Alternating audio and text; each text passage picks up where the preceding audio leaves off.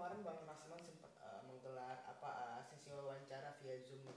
Terus di saat via Zoom itu berlangsung tiba-tiba Tadi malam apa kemarin? Tadi. eh, kemarin eh, Oke. kemarin jadi kemarin sebenarnya tadi sih press Oh, kan gue tayang besok. ya udah. Oke, jadi kemarin itu kan Bang Rasman itu kan menggelar konsep sesi wawancara terus gak lama kan Niki masuk dan mereka berdua kayak marah-marah dan kayak adu argumen lah. Nah itu gimana nih abang melihat Bang Rasman yang tetap masih membela dan kayak membela kliennya dan kan Niki sebagai seorang ibu masih tidak terima anaknya diperlakukan seperti itu. Kalau saya melihat ini persoalannya ini nggak paham masalahnya. Jadi gini, masalah ini adalah terkait dengan laporan tindak pidana kejahatan, ya, di mana ada seseorang anak di bawah umur dilakukan sebuah perbuatan, di mana perbuatan itu melanggar Undang-Undang Perlindungan Anak, di mana dengan ancamannya maksimal 15 tahun. Kita tidak mengurusi percintaan, kita tidak mengurusin diantar ke sana kemari, yang jelas berdasarkan bukti yang ada, berdasarkan hasil percakapan, berdasarkan foto yang ada dugaan tindak pidana kejahatan yang dilakukan oleh oknum yang dilaporkan oleh Nikita Mirzani. Nah, proses saat ini sudah berlanjut, saksi juga sudah diperiksa semua, bahkan saksi kunci yang orang tidak ada yang tahu siapa dia sudah ada saya bawa, itu sudah untuk saya minta supaya diperiksa di Polres Metro Jakarta Selatan.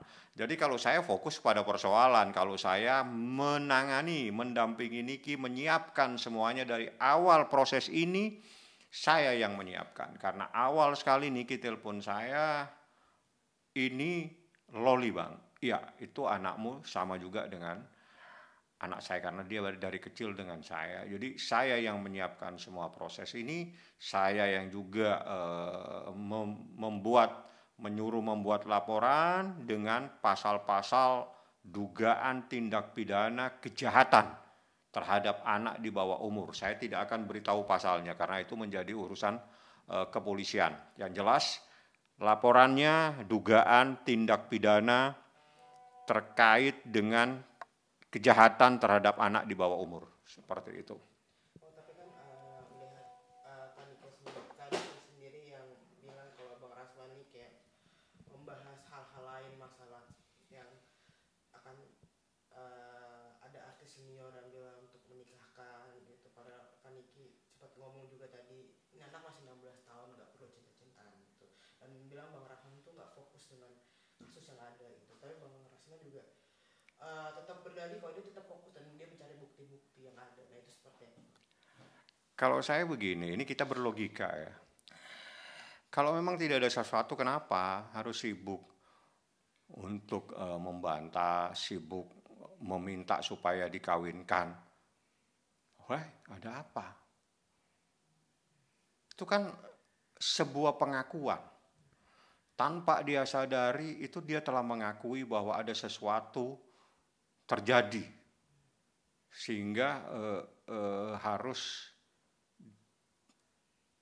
melakukan penawaran supaya dilakukan pernikahan, dan itu mustahil terjadi karena kita sudah tidak mungkin. Karena apa? Anaknya sudah diperlakukan sangat-sangat yang dia tidak suka, sehingga Niki membuat laporan dugaan kejahatan terhadap anaknya. Nggak usah ke sana kemari, fokus saja kepada persoalan ini, fokus saja kepada persoalan di mana ada Nikita membuat laporan dugaan tindak pidana kejahatan terhadap anak di bawah umur, seperti itu. Untuk Loli sendiri mungkin Bang kalau boleh tahu untuk kondisinya saat ini mungkin seperti apa dan sekarang bagaimana dan dia Kalau Loli sehat-sehat saja, jadi saya katakan Loli adalah saksi korban. Loli adalah korban dan saat ini ada di bawah perlindungan Nikita Mirzani. Sama Nikita, itu haknya Nikita untuk sementara ini biar dia tenang, mungkin ada sama kakaknya atau dengan adiknya, itu menjadi haknya Nikita. Yang jelas Loli adalah korban dalam perkara ini. Berarti kayak ditempatkan di safe house gitu Bang ya? Di rumahnya Niki kan ada rumah yang lain. Tapi yang bukan rumah yang selama ini ditempati. Dah. Jadi tidak di rumah yang ditempati, tapi ada rumah lain, rumah Niki, di mana Niki di situ mungkin sama kakaknya, kan dia akrab sekali sama pamannya yang bernama, sama pamannya Niki. Berarti untuk kondisi Loli sendiri lagi menjalani penenangan diri Bang, atau seperti apa? Ya, bukan melakukan. Jadi gini, jadi kan situasinya kan sempat dia terguncang mungkin ya, atau mungkin kaget. Kalau bahasa saya sih kaget ya. Dia kaget tiba-tiba ada mamanya di depan pintu yang selama ini dia tidak pernah ketemu. Mungkin dia kaget sehingga dia ditenangkan lah ya, supaya dia tenang dulu, supaya tidak meledak-meledak lagi, dia emosionalnya udah tenang lah. Itu menjadi urusannya kakaknya Niki untuk menenangkan. Apakah diadakan maksudnya kayak psikolog atau psikiater untuk untuk Loli sendiri Bang? Ya itu urusan nanti lah. Itu urusannya kepolisian kalau memang harus ada psikolog dan sebagainya. Berarti untuk saat ini masih ditenangkan oleh pihak keluarga aja Bang ya? Ya, dia kan jadi gini, anak di bawah umur itu adalah menjadi tanggung jawab dan kekuasaan orang tuanya. Nah, karena selama ini adalah Niki, maka itu menjadi kekuasaannya Nikita Mirzani. Anak itu ada dalam kekuasaan Nikita Mirzani, dia ada di mana itu menjadi rahasia yang tidak perlu saya sampaikan, karena demi keselamatan anak itu sendiri. Bang, kan bisa dibilang kasus ini kan jadi permasalahan, menjadi kayak perbincangan panas nih. Nah, Abang sendiri melihatnya seperti apa sih? Jadi kayak banyak kalangan pengacara yang memberikan pendapat agar si F ini bertobat atau seperti apa? Gimana Bang melihatnya? Kalau saya fokus saja ke persoalan, kalau memang dia nanti dalam waktu dekat ini dia dimintain keterangan, dan setelah dimintain keterangan memang berdasarkan bukti-bukti yang ada, berdasarkan proses gelar perkara yang ada, ya kalau memang itu memenuhi syarat semua secara hukum, karena pasalnya adalah ancamannya 15 tahun, ya pasti ditahan.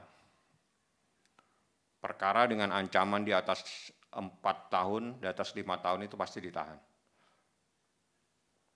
Seperti itu. Ya ikutin saja, nikmatin saja prosesnya.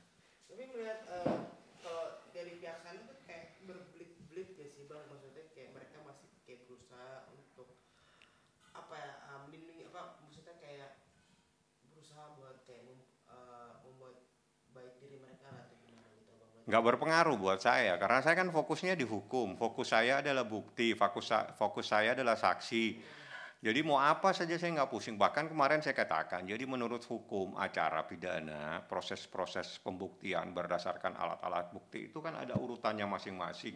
Yang pertama dalam proses pidana, jadi ada antara pidana dan perdata beda. Dalam pidana itu bukti yang pertama itu saksi, baru bukti yang kedua adalah surat, baru masuk kepada persangkaan dan ahli dan seterusnya.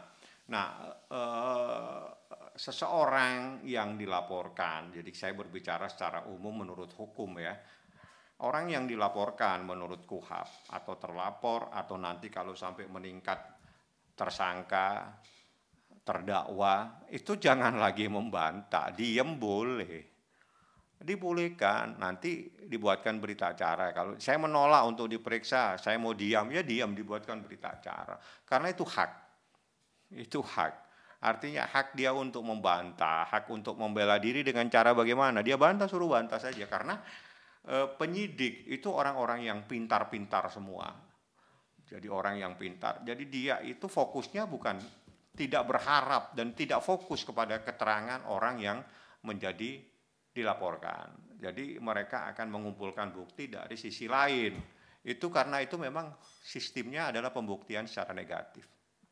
Dan banyak, berarti memang tinggal mencari bukti-bukti lagi aja Bang. Buktinya sudah ada, bukan dicari, saksinya udah bicara. Apakah ada bukti baru lagi atau seperti apa gitu? Visum. Visumnya udah keluar. Dari visum itu udah terbukti. Visum itu tidak bisa dibantah karena visum itu adalah hasil dari kedokteran. Visum itu dilakukan pada tanggal berapa hari yang lalu. Ya, seperti itu.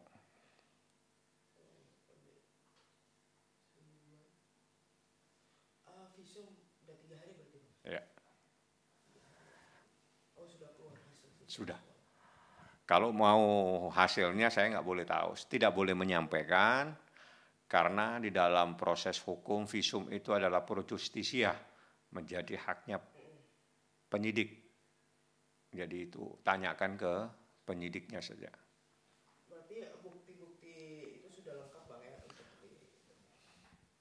Ya saya ya lengkap sekali lah bagaimana. Jadi bukti saksi ada, bukti saksi yang ketemu ada, bukti saksi percakapan ada, bukti saksi foto. Mereka itu ada foto pada saat dalam keadaan seperti bagaimana ada. Terus dia itu saksi itu ditemani dengan saksi lagi. Jadi untuk menguatkan saksi ini ternyata pada saat itu saksi ini tidak sendiri. Saksi ini ada saksi lah. Jadi mereka itu bertiga jalan ke satu tempat. Nah itu adalah prosesnya ada di proses pemeriksaan. Dan saksinya sudah diperiksa. Jadi ya tunggu saja lah sebentar lagi ada apa.